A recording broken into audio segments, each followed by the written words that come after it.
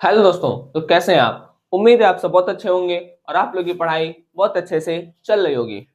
देखिए, हम लोगों ने पिछले लेक्चर में डिस्कस किया था क्लास 9th के चैप्टर फर्स्ट पर ठोस, द्रव और गैस। ठीक है, ठोस, द्रव और गैस में हम लोगों ने कुछ टॉपिक को पढ़ा था, जैसे आकार, आयतन, अंतराणविक स्थान और अंतराणविक आकर्षण बल। इन सभी के बारे में हम लोगों ने अच्छे से समझा था कि कौन क्या होता है, मतलब आकार, आयतन, अंतराणविक स्थान, अंतराणविक आकर्षण बल को हम डिफरेंशिएट किए थे। और लास्ट में कंक्लूजन देखे थे कि अंतराणविक स्थान अगर कम है, इसका कारण है कि आकर्षण बल ज्यादा है। ठीक, सॉरी, अंतराणविक स्थान कम है मतलब आकर्षण बल ज्यादा है, और आकर्षण बल कम है तो अंतराणविक स्थान आपका ज्यादा है। आज हम देखेंगे संपीड्यता। ठीक, दूसरा देखेंगे गलनांक तथा क्वथनांक, और तीसरा देखेंगे घनत्व। ठीक, तो चलिए आइए शुरू करते हैं आपके चैनल नॉलेज विथ ऋषभ पर हमारे आसपास के पदार्थों को पढ़ना। देखिए, क्लास 9th चैप्टर फर्स्ट क्या है, हमारे आस पास के पदार्थ। पदार्थ क्या है, सोचिए फट से।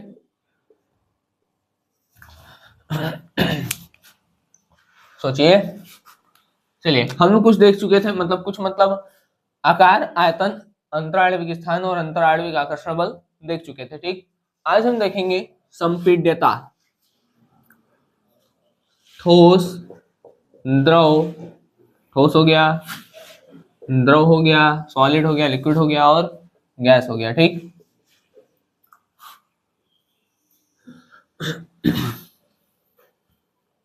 अब हम देखेंगे संपीड्यता।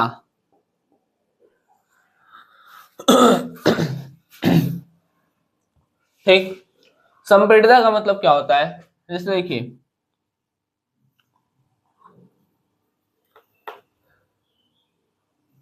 कंप्रेस करना समझते हैं।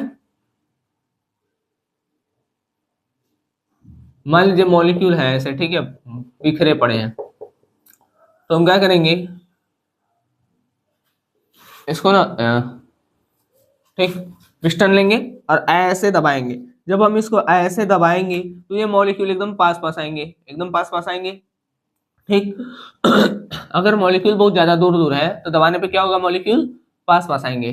ठीक है, तो अगर कोई मॉलिक्यूल जितना अधिक दब सकता है वो उतना ज्यादा संपीड्य होगा। ठीक है, मतलब कोई मॉलिक्यूल अगर बहुत ज्यादा दब रहा है, इसका मतलब है कि उसकी संपीड्यता बहुत ज्यादा होगी। ठीक, चलिए अब आप एक बात बताइए, ठोस में हम कल देखे थे कि ठोस में गैप एकदम नहीं होता है। ठीक है, ठोस ऐसे होते हैं, ठोस क्या होता है, एकदम चिपके, एकदम आपस में एकदम जगह ही नहीं है।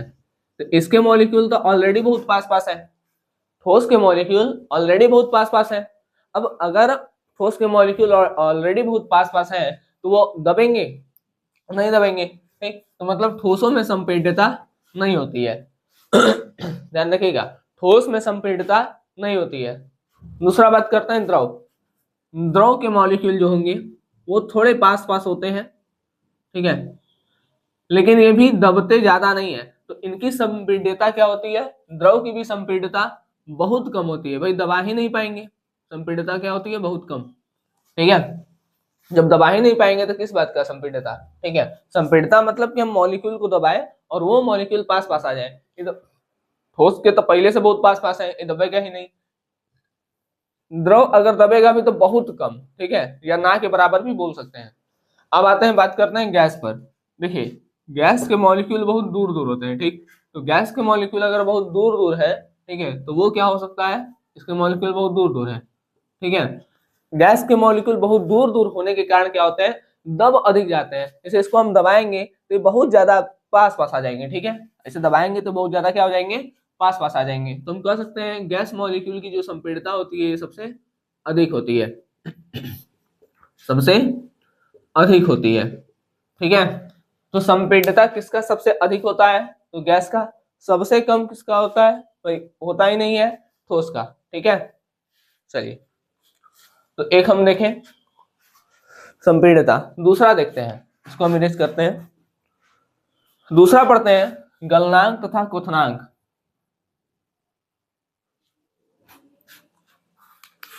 गलनांक मतलब किसी एक टेम्परेचर पर गल जाना, और क्वथनांक मतलब वेपर में चेंज हो जाना। ठीक है, क्वथनांक। फिर ठोस क्या है? ठोस को अगर हम हीट करेंगे तो वो गलेगा, और ज्यादा हीट करेंगे तो वो वेपर में चेंज हो जाएगा। जैसे बर्फ है, बर्फ को हीट करेंगे पानी बनेगा, पानी को और हीट करेंगे वाष्प में बदल जाएगा। ठीक है, तो मतलब हम कह सकते हैं कि ठोसों के पास दोनों होता है। जो ठोस है इसके पास गलनांक भी होता है और क्वथनांक भी होता है। ठीक है, गलनांक भी होता है और क्वथनांक भी होता है। बने रहिएगा। अभी हम गैसों में क्रांतिक ताप का भी बात करेंगे, जो कि अपने आप में एक बहुत ही इंपॉर्टेंट फैक्टर है। ठीक है, जल्दी समझ में नहीं आता है। चलिए, तो गलनांक है, क्वथनांक है किसके पास? ठोस के पास। ठोस को अगर हम हीट करेंगे तो गलेगा, ठीक है, और हीट करेंगे तो वेपर में चेंज होके उड़ लेगा, मतलब निकल जाएगा। ठीक है, आइए आगे देखते हैं। द्रव, द्रव तो पहले से गला हुआ है तो इसके पास गलनांक नहीं होगा। ठीक है, गलनांक मतलब वो बिंदु जिसपे वो गल रहा है, और द्रव तो पहले से गला हुआ है। तो जब पहले से गला हुआ है तो गलेगा कौन चीज? ठीक भाई, वो तो बॉयल होके उड़ेगा, तो इसको उड़ा दीजिए, मतलब इसके पास क्या है? क्वथनांक है। ठीक है, आप लिखेंगे ठोस के पास गलनांक तथा क्वथनांक दोनों होता है, जबकि द्रव के पास केवल क्वथनांक होता है। गैसों में न तो गलनांक होगा न तो क्वथनांक होगा। इसके पास होता है क्रांतिक ताप। इसके पास क्या होता है? क्रांतिक ताप। ठीक है, क्रांतिक ताप को आपको समझना है कि होता क्या है। चलिए, अभी हम एक फैक्टर और पढ़ा लेते हैं, तो फिर हम बात करेंगे क्रांतिक ताप का। ठीक है, बहुत अच्छे से इसको समझेंगे कि क्रांतिक ताप क्या होता है। ठीक है, अब इसको होल्ड करते हैं, रोकते हैं। ठीक, एक फैक्टर हम देख लेते हैं, घनत्व। घनत्व थोड़ा सा समझिए यहाँ पर। देखिए, घनत्व क्या होता है? घनत्व बराबर होता है द्रव्यमान बट्टे आयतन। घनत्व बराबर क्या होता है? घनत्व बराबर होता है द्रव्यमान बटे आयतन। ठीक है, आयतन को v से, द्रव्यमान को स्मॉल m से, घनत्व को रो से दिखाते हैं। ठीक है, तो घनत्व बराबर द्रव्यमान बटे आयतन। इस तरीके, मतलब ये जो फॉर्मूला है हमको क्या बता रहा है? देखिए, रिलेशन लिखते हैं। घनत्व, अभी हम समझाएंगे भी इसको। घनत्व जो होता है आयतन के व्युत्क्रमानुपाती होता है, लेकिन द्रव्यमान के समानुपाती होता है। ठीक, चलिए हम एक एग्जांपल लेते हैं। जैसे देखिए, अगर मॉलिक्यूल क्या है, जैसे मान लेते हैं एक इतना रोड है। ठीक है, एक रोड का नाम दे देते हैं ए, और एक रोड का नाम दे देते हैं B. This is A road, this is B road. ठीक है, एक रोड का नाम दिए हैं ए और एक रोड का नाम दिए हैं बी। अब ये जो दोनों रोड है, ठीक है, चार्ज हो भाई। ठीक, मान ले ये ना, ये गोला से गाड़ी है। ठीक है, अब गाड़ी तो हमको बनाने नहीं आता है, तो हम गोला से गाड़ी बनाएंगे। ठीक, ट्रैफिक वाला है सिस्टम। ठीक है, अभी एक फैक्टर, भाई चौड़ाई हम सेम लिए अभी। ठीक है, जितना बड़ा ए है उतना ही चौड़ा बी भी है। अभी एक फैक्टर को कॉमन ले ले रहे हैं। ठीक, देखिए, मतलब यहाँ पर जो जगह है, आयतन जो है वो अभी सेम है। यहाँ पर एकदम कोई दिक्कत नहीं है, सन सन सन सन एकदम निकल रहा है गाड़ी वाड़ी। ठीक है, यहाँ पर देखेंगे तो यहाँ का द्रव्यमान आपको अधिक दिखेगा। ठीक है, द्रव्यमान और भार में अंतर होता है, पीछे बता भी चुके हैं, लेकिन अभी आप द्रव्यमान को एज अ भार करके देखिए। ठीक है, तो यहाँ पर द्रव्यमान आपको अधिक दिखेगा, जहां पर आपको द्रव्यमान अधिक लग रहा है। ठीक है, मतलब अगर कंपेयर कर रहे हैं दो चीज में, ठीक, और लग रहा है कि आपको कि यहाँ द्रव्यमान अधिक है, तो इसका अर्थ ये है कि वहां का घनत्व भी ज्यादा है। ठीक है, वहां घनत्व भी ज्यादा है। ठीक है बात, अच्छा, तो अगर द्रव्यमान ज्यादा होगा तो घनत्व ज्यादा होगा। आगे देखते हैं। अब मान लेते हैं आयतन, अगर देखिए इसका मतलब है कि आयतन कम हुआ तो घनत्व ज्यादा होगा। ठीक है, जैसे अब दो रोड बना रहे हैं, तो एक रोड इतना सा है और एक रोड इतना सा है। इसमें तीन गाड़ी रखेंगे। ठीक है, एक दो तीन, इसमें रखते हैं एक दो तीन। आपको कहाँ लग रहा है ज्यादा, मतलब कि कहाँ ज्यादा दिक्कत है, कहाँ ज्यादा क्या कहते हैं उसको, भीड़ भाड़ है, ठीक है। तो आपको लगेगा कि भाई यहाँ ज्यादा भीड़ भाड़ है, यहाँ कम है, ठीक। यहाँ कम है, गाड़ी तो भाई तीन ठो, एक दो तीन, यहाँ भी एक दो तीन, लेकिन यहाँ पर देखिएगा तो जगह कम है, ठीक है। मतलब यहाँ पर आयतन कम है, आयतन कम होने की वजह से यहाँ का द्रव्यमान, सॉरी, आयतन कम होने की वजह से यहाँ का घनत्व बढ़ गया है, लेकिन यहाँ पर आयतन अधिक है, आयतन अधिक होने से यहाँ का घनत्व कम हो गया है, ठीक है। तो आप जब भी घनत्व को कंपेयर करेंगे तो एक फीचर आप साइलेंट रखिएगा और एक फीचर को थोड़ा बढ़ा घटा दीजिएगा, तो आपको अच्छे से समझ में आ जाएगा, ठीक है। सीधा बात समझिए अब, जहां पर ज्यादा भीड़ भाड़, ठीक है, तो जगह सेम है, ठीक है, जगह मतलब जितना आयतन ए के लिए उतना आयतन बी के लिए, ठीक है। जहां पर ज्यादा भीड़ भाड़ है वहां घनत्व ज्यादा है, जहां पर कम भीड़ भाड़ है वहां घनत्व ज्यादा है, कम है, ठीक है। सुनिए अब, जैसे मान लीजिए ये रूम है, ठीक है, जिसमें हम अभी आपको पढ़ा रहे हैं। इस रूम में अगर 50 लोग को बुला दें, ठीक, तो यहाँ का घनत्व क्या होगा, बढ़ जाएगा, ठीक है। इस रूम में अगर 50 लोग आ जाए, आ भी नहीं पाएंगे, ठीक है तो घनत्व क्या हो जाएगा, बढ़ जाएगा, ठीक। दूसरा, अगर इस रूम में 4-5 लोग रहे तो यहाँ का घनत्व कम रहेगा।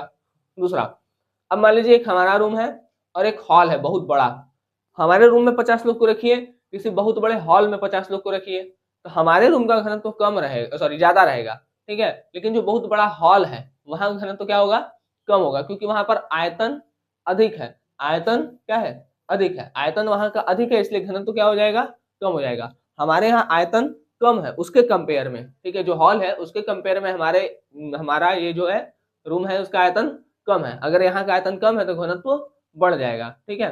तो सीधा समझिए, भीड़ भाड़ अधिक, घनत्व अधिक, भीड़ भाड़ कम, घनत्व कम, ठीक। चलिए अब हम जिसको पढ़ना है वो पढ़ते हैं, अच्छा इसको तो बताया नहीं, तो आप अपने से बताइए किसका घनत्व अधिक, किसका घनत्व कम, बताइए बताइए बताइए। देखिए, ठोस के मॉलिक्यूल बहुत पास पास होते हैं, भीड़ भाड़ ज्यादा होता है, मतलब घनत्व ज्यादा होगा, इसका घनत्व अधिक होगा, ठीक।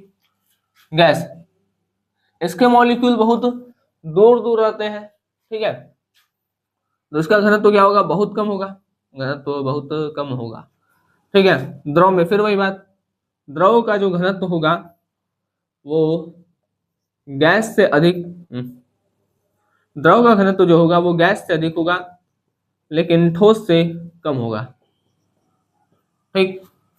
समझ में आ गया। चलिए अब हमको जो पढ़ना है वो पढ़ना है क्रांतिक ताप। क्रांतिक ताप को कहते हैं क्रिटिकल टेम्परेचर, ठीक है, घनत्व को इंग्लिश में कहते हैं डेंसिटी, डेंसिटी डेंसिटी डेंसिटी, ठीक है, क्या कहते हैं, डेंसिटी। इसका आपको समझ में आ गया घनत्व कम क्यों है, घनत्व इसका कम इसलिए है क्योंकि इसका मॉलिक्यूल बहुत ज्यादा दूर दूर है, ठीक है चलिए, मतलब यहाँ भीड़ भाड़ ज्यादा नहीं है, ठीक है, सीधा बात ऐसे समझिए। अब हमको पढ़ना है क्रांतिक ताप। समझते हैं क्रांतिक ताप क्या होता है। क्रांतिक ताप या उसको कहते हैं क्रिटिकल टेम्परेचर, क्या कहते हैं, क्रिटिकल टेम्परेचर।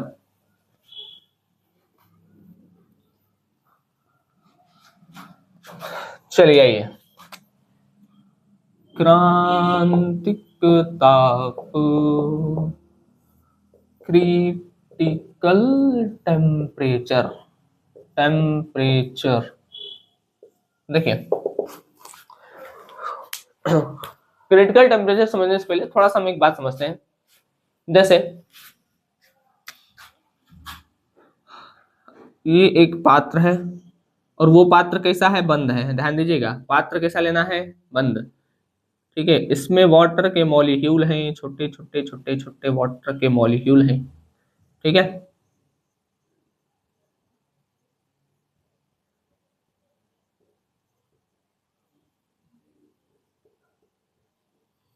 वाटर के मॉलिक्यूल है, अगर हम इसको हीट कर दें, ये आग है, ठीक है, हीट कर रहे हैं, जब हम इसको हीट करेंगे तो भाई 10 डिग्री, 20 डिग्री, 30 पानी है तो भाई 100 डिग्री पर जाएगा, तो 100 डिग्री पर जाते जाते क्या हो जाएगा, बॉयल होना शुरू हो जाएगा, ठीक है, वाष्प बना।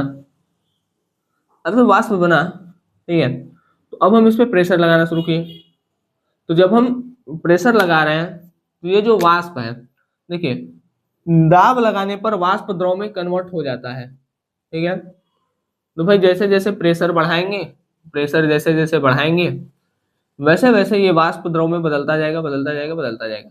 लेकिन लेकिन सुनिए, अब हम टेम्परेचर और बढ़ा रहे हैं। ठीक है भाई, देखिए प्रेशर लगाने पर जो वाष्प होता है वो द्रव में बदलता है। जैसे आप एक देखे भी होंगे, जैसे आप जब घर में कुछ बनता, मतलब बनता मतलब बन रहा है और उसमें से भाप निकल रहा है, ठीक है, पानी गर्म कर रहा है, उसमें से भाप निकल रहा है, तो उसके ऊपर जब आप ऐसे हाथ लेके जाएंगे तो क्या होगा, आपके हाथ पर छोटे छोटे पानी की बूंदें लग जाती हैं। ठीक है, तो भाई आप क्या कर रहे हैं, आप वाष्प, वो गैस है, ठीक है, वेपर के फॉर्म में जा रहा है, आप उस पर दाब लगा दिए, तो जब आप वाष्प पे दाब लगाएंगे, ठीक है, तो वो क्या हो जाता है, लिक्विड में कन्वर्ट होता है, जो आपके हाथ पे दिखता है। ठीक, तो वही काम यहाँ हो रहा है, जब भी हम प्रेशर लगाएंगे तो जो गैस होगा वो लिक्विड में कन्वर्ट हो जाएगा। लेकिन सुनिए, अगर हम टेम्परेचर बढ़ाते जाएं, बढ़ाते जाएं, बढ़ाते जाएं, बढ़ाते जाएं, ठीक है, ठीक, टेम्परेचर क्या करते जाते हैं, बढ़ाते जाते हैं, बढ़ाते जाते हैं, बढ़ाते जाते हैं, बना लेते हैं पहले। ठीक है, क्रांतिक तब थोड़ा समझिएगा अच्छे से।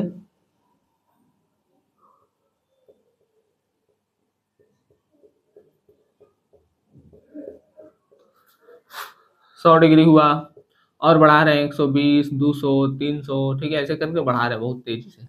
ठीक, तो वाष्प में कन्वर्ट होगा, होगा, होगा, होगा, होगा, लेकिन एक टेम्परेचर ऐसा आएगा जिस टेम्परेचर पर ये वेपर लिक्विड में कन्वर्ट नहीं होगा, मतलब गैस जो होगा अब वाष्प में बदलेगा नहीं। मान लेते हैं वो टेम्परेचर है 300 डिग्री सेल्सियस। ठीक, तो अब मान लीजिए ये माना गया वैल्यू, ठीक है, 300 डिग्री सेल्सियस पर क्या हुआ कि अब ये गैस लिक्विड में कन्वर्ट नहीं हो रहा है। इसके पीछे का रीजन देखते हैं। देखिए, जब भी हम टेम्परेचर देखते हैं तो ये जो मॉलिक्यूल है, ठीक है, मॉलिक्यूल हमेशा गति करता है। ठीक है, ये मॉलिक्यूल हमेशा गति करते हैं, ऐसे गति कर करके कर करके ऊपर पहुंच जाते हैं। ठीक, तो मॉलिक्यूल गति कर करके ऊपर पहुंचते हैं, और जब हम उनको हीट देते हैं, ठीक है, तो अपना द्रव अवस्था छोड़ के तुरंत वाष्प में बदल जाते हैं। ठीक, अपना द्रव वाला अवस्था छोड़ के तुरंत किसमें चेंज हो जाते हैं, वाष्प में बदलते हैं। अब हम हीट देते देते देते इतना दे देते हैं कि वो इतना तेजी से वाष्प में बदलते हैं, ठीक है, मतलब तुरंत एकदम लिक्विड भी नहीं रहते, तुरंत एकदम वाष्प में बदल जाएंगे। ठीक है, और वाष्प से द्रव में इसलिए नहीं आ पाते क्योंकि हीट बहुत ज्यादा रहता है। ठीक है, उनको टाइम ही नहीं मिलता कि वो लिक्विड में कन्वर्ट हो। ठीक है, क्योंकि फटाफट फटाफट फटाफट फटाफट वाष्प में चेंज होता रहता है। ठीक है, इस समय मतलब जितना ज्यादा हीट देते हैं तो उनकी गतिज ऊर्जा बहुत तेज हो जाती है। ठीक है, और जितना मतलब गतिज ऊर्जा ज्यादा हो जाती है, इसलिए उतना तेजी से अपना ये सरफेस वाला एरिया छोड़ करके वाष्प में कन्वर्ट होते हैं, और वाष्प वाला फिर लिक्विड में कन्वर्ट नहीं हो पाता है। ठीक, बात समझ में आ गया? तो वही आप टेम्परेचर बढ़ाते जाएंगे, बढ़ाते जाएंगे, बढ़ाते जाएंगे, बढ़ाते जाएंगे, तो एक टेम्परेचर ऐसा आएगा जिस टेम्परेचर पर वो जो वाष्प होगा, मतलब गैस होगा, वो लिक्विड में या द्रव में कन्वर्ट नहीं होगा। उसी टेम्परेचर को हम क्रिटिकल टेम्परेचर या क्रांतिक ताप कहते हैं। यही जो होगा ये हमारा क्रांतिक ताप होगा। ठीक है, चलिए तो इसको हम लिख लेते हैं। देखिए, क्रांतिक ताप एक ऐसा ताप है जिस पर गैस के अणु और अधिक द्रव में नहीं बदलते, चाहे कितना भी दाब लगाया जाए। ठीक है, क्या हम क्या कर दें, कितना भी दाब लगा दें, ठीक है, हम प्रेशर बहुत लगाएंगे, लेकिन जितना मतलब प्रेशर जितना भी लगाएंगे अब उससे फर्क नहीं पड़ेगा, क्योंकि वो टेम्परेचर आ गया है। तो सबके लिए क्रिटिकल टेम्परेचर सबका अलग अलग होता है। ठीक है, मतलब किसी कंफर्म नहीं है, सॉरी, मतलब सब वो याद रखना पड़ेगा, वो डाटा है। तो क्रांतिक ताप क्या, आपको बात समझ में आ गया कि भाई क्रांतिक ताप एक ऐसा ताप है जिस पर गैस के अणु जो होंगे और अधिक द्रव में चेंज नहीं होंगे, चाहे उनके ऊपर हम कितना भी प्रेशर लगा लेंगे। ठीक, उम्मीद है आपको एक क्रांतिक ताप समझ में आ गया होगा। अगर आपको क्रांतिक ताप नहीं समझ में आया तो आप एक बोलिएगा, हम फिर से इसको समझा देंगे। ठीक है, चलिए अब हम जो अगले लेक्चर में पढ़ेंगे वो हम पढ़ेंगे जो पदार्थ की अवस्थाएं हैं वो चेंज होती हैं, ठीक है, जैसे ठोस से द्रव, द्रव से फिर गैस, ठीक है। तो ये जो चेंज होता है उस चेंज का नाम क्या है? जैसे ठोस से अगर डायरेक्ट द्रव हो गया, द्रव से डायरेक्ट गैस हो गया, या गैस से डायरेक्ट ठोस हो गया, तो उसके बारे में हम जानेंगे और उसके एग्जाम्पल्स को भी हम देखेंगे, ठीक। तब तक आप लोग पढ़िए, ठीक है, और जो नोट्स है आप लोग इस तरीके से अपना बना सकते हैं, एग्जाम में लिख सकते हैं, कोई दिक्कत नहीं है, ठीक है। चलिए मिलते हैं आपसे अगले लेक्चर में, तब तक के लिए धन्यवाद। जय हिंद। आप लोग अच्छे से पढ़ाई करते रहें।